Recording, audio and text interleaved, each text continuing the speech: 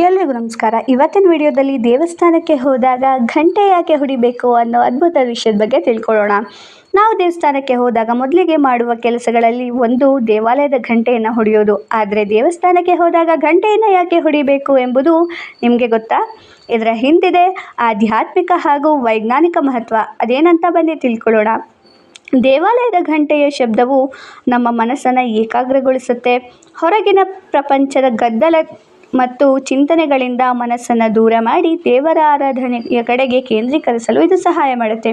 ಪುರಾಣಗಳ ಪ್ರಕಾರ ಘಂಟೆಯ ನಾದವು ದುಷ್ಟಶಕ್ತಿಗಳನ್ನು ದೂರ ಮಾಡುತ್ತವೆ ಮತ್ತು ಸಕಾರಾತ್ಮಕ ಶಕ್ತಿಯನ್ನು ಆಕರ್ಷಿಸುತ್ತವೆ ಎಂದು ನಂಬಲಾಗಿದೆ. ಆದ್ದರಿಂದ ದೇವರ ಸನ್ನಿಧಿಗೆ ಪ್ರವೇಶಿಸುವ ಮೊದಲು ಘಂಟೆಯನ್ನು ಬಾರಿಸಲಾಗುತ್ತೆ.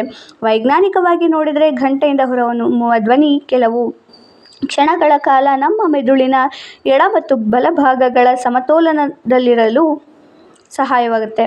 ಇದರಿಂದ ಮನಸ್ಸಿಗೆ ಶಾಂತಿ, ನೆಮ್ಮದಿ ಮತ್ತು ಏಕಾಗ್ರತೆ ದೊರೆಯುತ್ತೆ. ಹಿಂದೂ ಧರ್ಮದಲ್ಲಿ ಘಂಟೆಯ ನಾದವು ಓಂ ಎಂಬ ದಿವ್ಯನಾದದ ಪ್ರತೀಕವೆಂದು ಪರಿಗಣಿಸಲಾಗುತ್ತೆ. ಈ ನಾದವನ್ನು ಕೇಳೋದ್ರಿಂದ ಭಕ್ತರಲ್ಲಿ ಭಕ್ತಿಭಾವ ಹೆಚ್ಚಾಗುತ್ತೆ. ಆದ್ದರಿಂದ ಮುಂದಿನ ಬಾರಿ ದೇವಸ್ಥಾನಕ್ಕೆ ಹೋದಾಗ ಭಕ್ತಿಯಿಂದ ಘಂಟೆಯನ್ನು ಬಾರಿಸಿ ಮನಸ್ಸನ್ನು ದೇವರ ಚರಣಗಳಲ್ಲಿ ಕೇಂದ್ರೀಕರಿಸಿ.